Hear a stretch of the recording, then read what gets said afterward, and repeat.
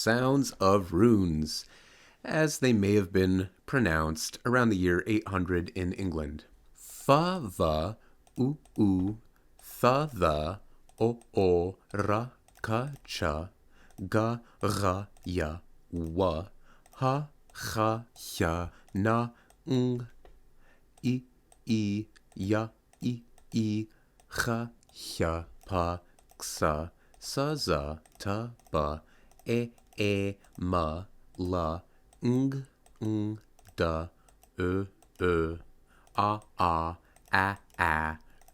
u, al, ka, ga, ra, ska, sha, el, al, ja, xa, ng, hua. So this is a phoneme, these are allophones. So this is kind of like what an Anglo-Saxon would think of the sound, and these are how that sound would actually be realized in a word. So the F kind of sound would be the primary sound, but it could turn into a V sound in certain situations. It's kind of similar to how the word of is spelled OF, but we pronounce the F as a V sound. It's also kind of like how the S in dogs is pronounced like a Z sound, but to our minds it's kind of like an S. It's easier to pronounce this S as a Z.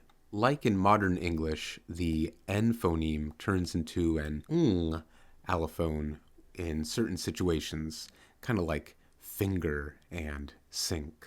I have this written here because it seems that the ice rune could do a similar job as the letter I in the Old English Latin alphabet.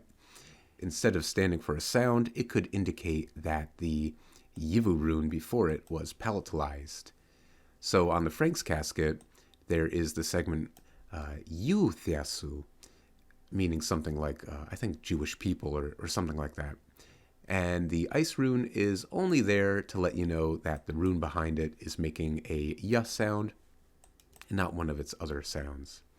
And meanwhile, on the March lead plaque, apparently the name Johannes shows up like this. This only shows up once. A lot of these really don't show up a bunch because there really aren't that many Futhorc inscriptions known to scholardom. But yeah, so this only shows up once, writing out the word rex, so the Latin word for king. And it could be that this rune was reserved for Latin kinds of contexts. It hasn't been found in an English word yet. I've put these in quotation marks because I've seen it argued that this wasn't yet the modern j sound, just an ancestral sound that became j. So maybe the word bridge was actually pronounced something more like bridge. Now, just because all of this is on the same sheet here, that doesn't mean that every rune user did all of this at the same time. So, for example, this and this seem to have been earlier spellings, and then someone invented this later on.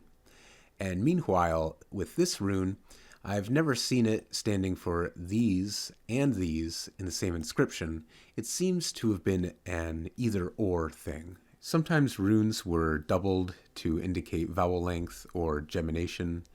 So, for example, in this misspelled instance of the word biddath, there are two day runes.